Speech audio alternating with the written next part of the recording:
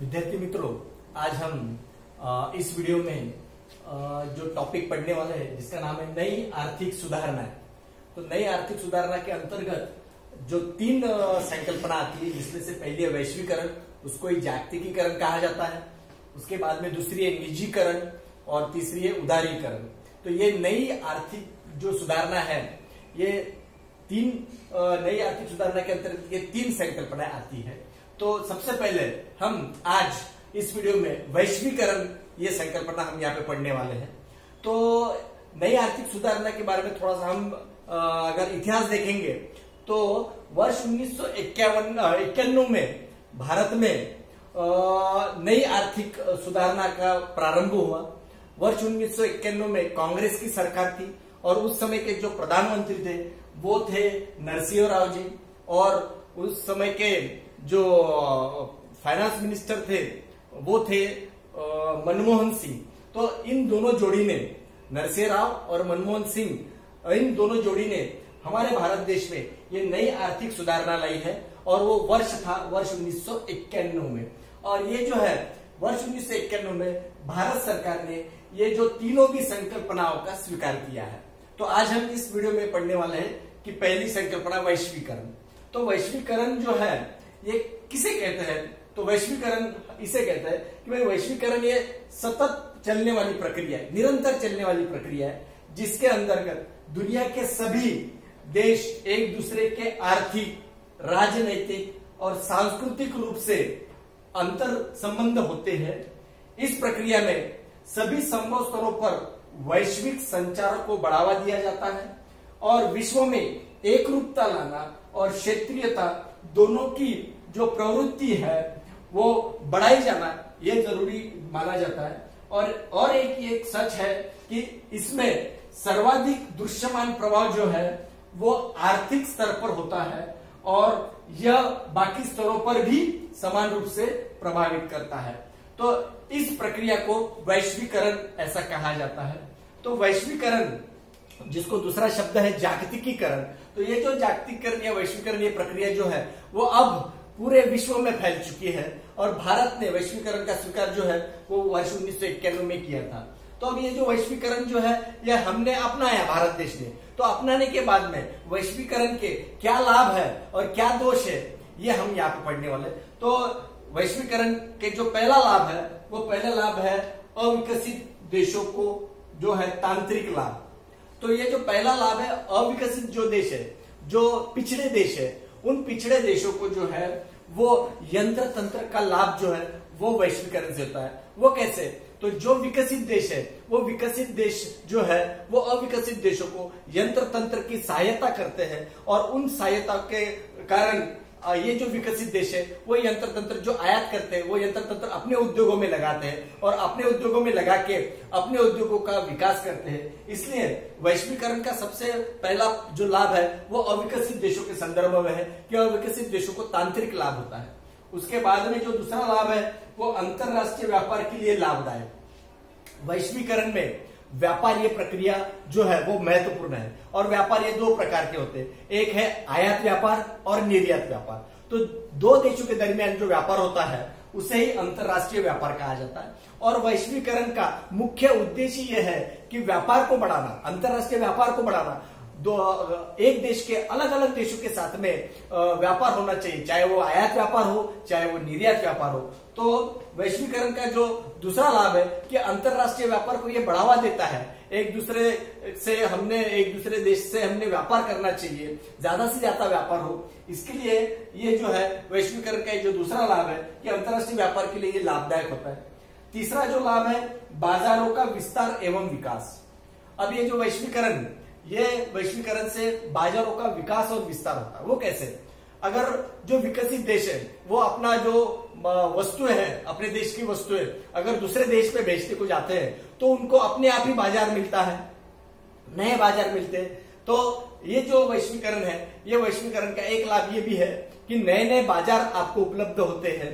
अगर आप चाहे वो अल्प विकसित देश हो, विकसित देश हो, वो अगर आपस में अगर व्यापार करते हैं तो दोनों को भी बाजार जो है वो मिल जाते हैं। तो वैश्वीकरण का जो तीसरा जो लाभ है वो बाजारों का विकास और विस्तार होता है।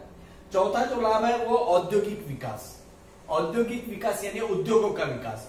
अब ये जो उद्योग है, ये उद्योगों का विकास देश के आर्थिक विकास के लिए अहम भूमिका निभाते हैं। तो उद्योगों का विकास होना बहुत जरूरी है और उद्योगों के विकास के लिए यंत्र तंत्र की आवश्यकता होती है। और अगर यंत्र तंत्र नहीं है तो आप यह वैश्वीकरण के अंतर्गत आप किसी भी देश से आसानी से यंत्र की आयात कर सकते हैं और यह आयात यंत्र जो है वो अपने उद्योग में लगाकर वस्तु का उत्पादन ले सकते हैं और वस्तु का उत्पादन बढ़ा सकते हैं, ताकि जिससे उद्योगों का विकास हो। तो औद्योगिक विकास के लिए वैश्वीकरण ये लाभदायक होता है। पांचवा है संस्कृति का आदान प्रदान, ये लाभ। अभी जो संस्कृति का आदान प्रदान है ये बहुत महत्वपूर्ण है। देखिए, वैश्वीकरण से क्या होता है कि एक देश की संस्कृति दूसरे देश में आती है और दूसरा देश जो है वो अपनी संस्कृति फैलाते चला जाता है। जिसको जो अच्छा लगता है वो अपना लेता है। तो संस्कृति में सामाजिक प्रथा, परंपराएं ये सब आते हैं। तो ये जो संस्कृति का आदान प्रदान वैश्वीकरण से होता है। मान लीजिए कि हमारा अगर व्यापार अगर अमेरिका के साथ में है, तो अमेरिका वालों को अगर ऐसा लगता है कि भारत की संस्कृति अच्छी है, भारत की कुछ प्रथाएं अच्छी है, खास कर यहाँ पे उदाहरण देना चाहूंगा कि महिलाओं का। हमारी यहाँ की महिलाएं जो है उनके जो वस्त्र पूरे अंग ढकने वाले होते हैं, तो साड़ी जो है और जो ड्रेस है अपने सलवार कमीज, ये पूरा अंग ढकने वाला है। अगर पहराव अगर अमेरिका वालों जो महिला उनको अगर अच्छा लगता है तो वो महिलाएं जो है वो अपना जो भारतीय संस्कृति का पहराव अपना लेती है। तो और हमको अगर उनका पहराव अच्छा लगता है तो वो अपना लेते हैं। तो इससे क्या होता है कि ये संस्कृति का आदान प्रदान होता है। तो वैश्वीकरण का एक लाभ है। और आदान प्रदान से जो है वस्तुओं का व्यापार भी होता है। अब अगर अमेरिका वाले जो महिला अगर साड़ियां पहनना चालू कर दी तो साड़ियों का उत्पादन हमारे यहाँ पे होगा, तो भारत से साड़ियों की क्या होगी, निर्यात होगी। अपने आप ही हमारे देश की जो साड़ियों की मांग बढ़ेगी। तो एक संस्कृति का आदान प्रदान ये भी वैश्वीकरण का एक अच्छा लाभ है। उसके बाद में उपभोग प्रवृत्ति में वृद्धि। अब ये जो उपभोग प्रवृत्ति है इसमें वृद्धि कैसी होती है, तो वैश्वीकरण से विदेशी वस्तु जो है वो अपने देश में आ जाती है। और विदेशी वस्तु अपने देश में आने के बाद में होता क्या है कि हमारे पास जब ग्राहक बाजार में जाता है तो बाजार में जाने के बाद में उसको कई प्रकार की वस्तुएं मिलती है। स्वदेशी वस्तु भी मिलती है, विदेशी वस्तु भी मिलती है। विदेशी वस्तु में अलग अलग देशों की वस्तु मिलती है। तो अपने आप ही जो ग्राहक है उसको ज्यादा चॉइस मिल जाती है और ज्यादा चॉइस मिलने से फिर ग्राहक ये सोचता है कि मैंने ये भी वस्तु लेनी चाहिए, विदेशी वस्तु लेनी चाहिए। अगर अपनी स्वदेशी वस्तु अच्छी लगती है तो स्वदेशी वस्तु लेता है। तो कंपटीशन बढ़ जाती है, स्पर्धा बढ़ जाती है। स्पर्धा अगर बढ़ती है बाजारों में तो ग्राहक की उपभोग प्रवृत्ति भी बढ़ जाती है, वो भी अपना उपभोग बढ़ाता है। एक वस्तु लेने जाता है बाजार में तो आते समय वो बाजार से 3 वस्तु लेके आता है, क्योंकि उसको दिखता है कि बाजार में ये वस्तु अवेलेबल है। तो एक वैश्वीकरण का ये छठवां जो है लाभ ये है कि उपभोग प्रवृत्ति में वृद्धि होती है। सबसे आखिरी में रोजगार में वृद्धि। अब ये जो वैश्वीकरण से रोजगार में वृद्धि कैसी होगी, तो वैश्वीकरण से रोजगार में वृद्धि ऐसी होती है कि जब विदेशी जो वस्तुएं जो है वो जब अपने भारत में आती है और अपने भारत में आकर उन विदेशी वस्तु का उत्पादन अगर उनको लेना है तो उनको उद्योग शुरू करने पड़ेंगे। उनको उद्योग शुरू करने पड़ेंगे तो मजदूर लगेंगे। तो मजदूर वो विदेशों से अपने देश से तो लाएंगे नहीं, तो मजदूर कहां से लाएंगे, वो अपने देश की लेंगे।